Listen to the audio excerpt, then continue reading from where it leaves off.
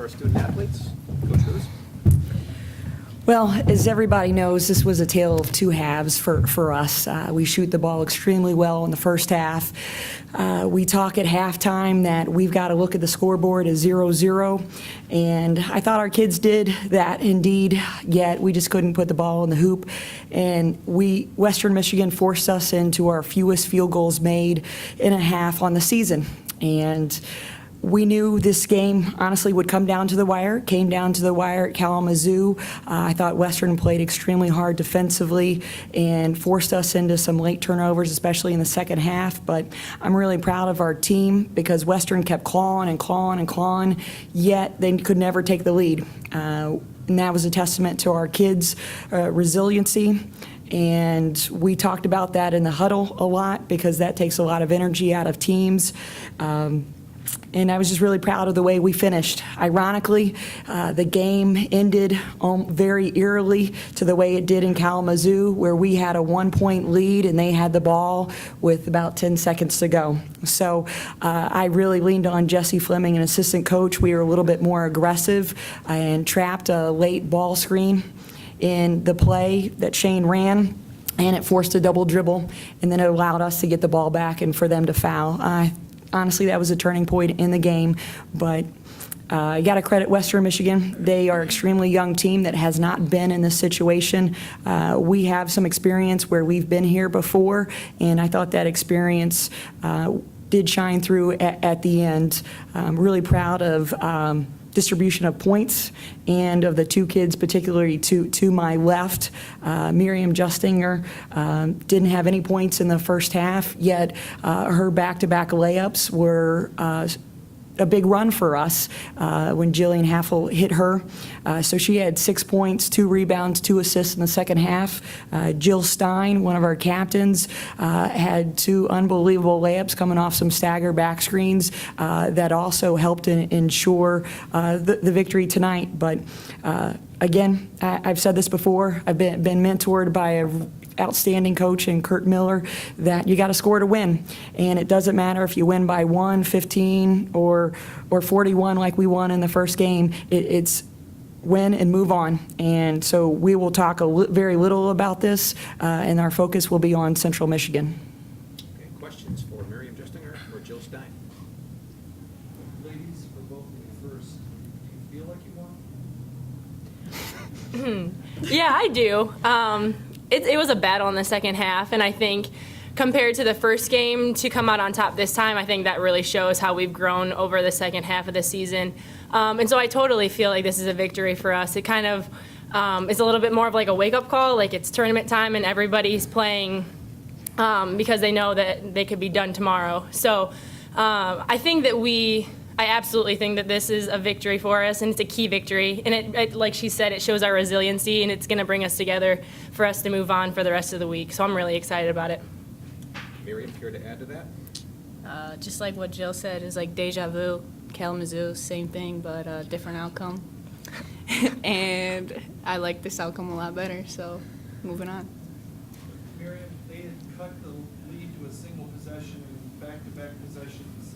You get the ball and put it in the basket. I know the one was fast break, but the other was in the flow of offense. Were you looking for a shot, or was it a shot that presented itself, or what? Can you kind of walk through the mindset there?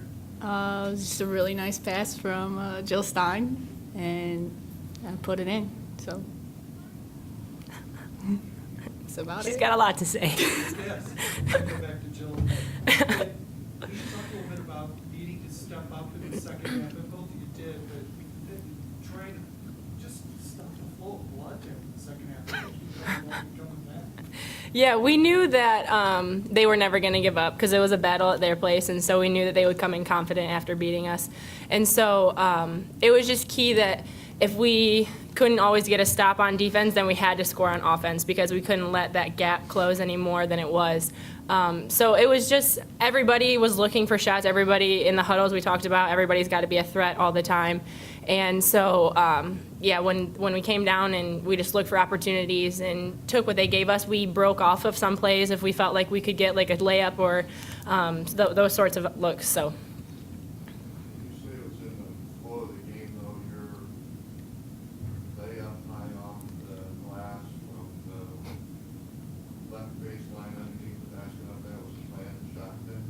Oh, absolutely. Yeah, Yes, it was. that's her move, and she's very good at it.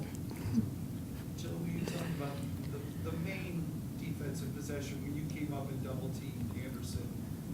I assume that's by design at that point? Yeah, that was kind of a read. We had talked about it in the huddle, and at their place in the last possession, we played solid defense, but they were the aggressors. They came down at us and got a good shot up, and so I knew this time that if we needed this win, we had to have it, and so we needed to be the aggressor, even though we were on defense. And so I knew that coming down, Ariel Anderson played a fantastic game to close out her career. She's an unbelievable player, and so I knew that she would more than gladly take it and take the team on her back like she did and go in for that last layup. And so as she came off that high ball screen, I just jumped out and kind of trapped it, and she was a little bit taken off guard, kind of got off balance and ended up double dribbling. So I think that it was important that we were aggressive in that last little bit. That defensive play was the play of the game, in my opinion, and she did a good job by not fouling.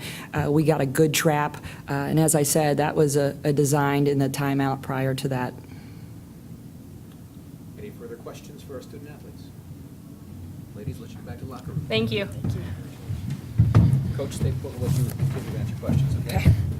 Thank you so much. Questions for Coach Roos? Will Yes. you talk a little bit about the struggles offensively in the second half? I mean, how much you, how much what they did?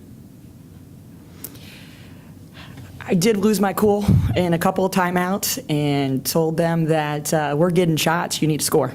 I need to step up and challenge several of them in 2 different timeouts, and we were getting good shots. It just didn't go in. It looked like it was that way early, and then it started feeding into bad shots and turnovers and things like that.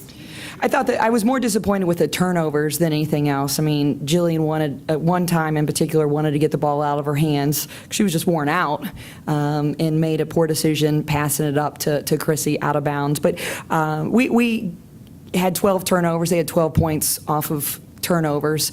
The majority of those were in the second half. And that was a big key. I think that was a momentum swing as well. And that, yeah, that hurt big time.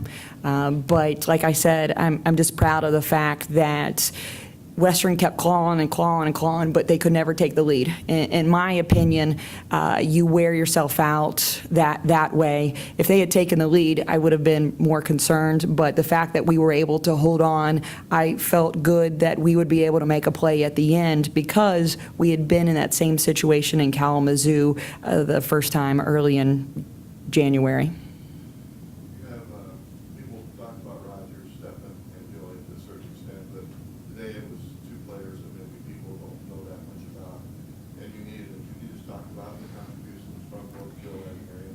We played 10 people today, and we're going to continue to play 10. You know, that's what I believe in, because if we want to make a run at this, we need to stay fresh. And these 2 that were sitting to my left previously did step up. Miriam, I thought, could have even had a few more shot opportunities go in for her, yet you can't score if you don't shoot. So I challenged her to look to continue to shoot the ball, and she stepped up and, as I said, made the second half her half, whereas Bailey Carenduff, the other freshman on our team, stepped up, and she had 8 points and 2 rebounds in the first half. So the 2 of them combined for 14, 4 rebounds, and 3 assists overall. That's pretty good. For 2 freshmen that haven't been on this court before, that still have some jitters, I'll take that any day of the week. But I told the team that at halftime, you need to worry about this game, and then I'll worry about minutes. But I wanted everybody to get their feet wet today and to have significant minutes in when we had the lead in the first half and also in crunch time as well, because I think that's going to pay dividends in the next game. Did Western do different things to take Chrissy and Alexis away in the second half? They played with a sense of urgency like any team that Shane coaches would. He was mentored by Susie Merchant. He's been in this conference before. He knows our system in and out like the back of his hand, and he has some guards that can really get up under your skin and pressure you. 94 feet, Corey Buchanan, Ariel Anderson, even A.J. Johnson. The three of them did a heck of a job in the second half, and we were getting deep catches on the perimeter. It forced us out of scoring areas. It just made us uncomfortable. And we were looking to make the pass to someone to get rid of it as opposed to make a play moving forward. I think we would have gotten a few more hand check calls had we been more aggressive going north and south down the court as opposed to dribbling east and west on the sideline to sideline. And we talked about that several times, but we were so concerned about taking care of the ball that some of our guards became a little tentative and dribbled east and west. So we used some of our timeouts early on and only ended up with one late in the game. I wish I had one more in my back pocket afterwards, but we needed that to call some early to relieve some pressure. But Shane does a great job with his kids. That's a team that is not reflective of their record by any means. And as I said, I was so as happy as I was with how we played in the first half, I'm just as happy as the resiliency that our kids showed at the end, because doesn't matter if it's 1 or 15 or 41, like I said in the first round game. I mean, we won today, and we're going to start thinking about Central Michigan as soon as we get on that bus, and our kids are excited to get that victory today. Will you talk a little bit about the offense in the first half? I mean, you did so many things well, shot the ball well, there were only 3 turnovers. I mean, there were obviously a lot of good things to see offensively. We came out on fire. I think Western came just the way we came out in the first half. Western came out in the second half, more so defensively, but I knew we would come out that way. I really did. We've been itching to get back on the court. We've had some good rest since our last game against Kent State in the Stroh Center, and I anticipated that type of performance by them, because anytime when you have a Danielle Havel and a Chrissy Steffen and Alexis Rogers and Jillian Halfhill that have been here before, they remember last year and getting and losing once we got to Cleveland. So they wanted to come out strong and prove to everybody that we wanted this game. Thank you, Coach. Appreciate it. Congratulations.